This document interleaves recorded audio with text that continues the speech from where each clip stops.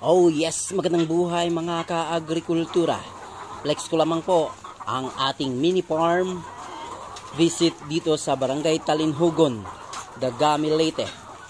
3 layer po ito bale mga ka-agrikultura ang kanilang cage.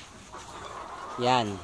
Sa bawat isang kwarto ay mayroon pong 4 na manok. Ito po mga ka-agrikultura. Yan.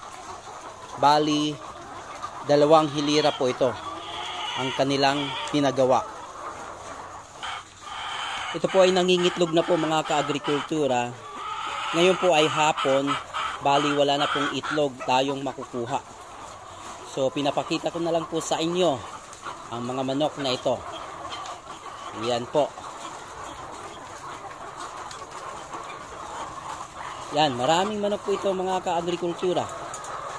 So far, so good naman po ang business na ito dito sa farm na ito.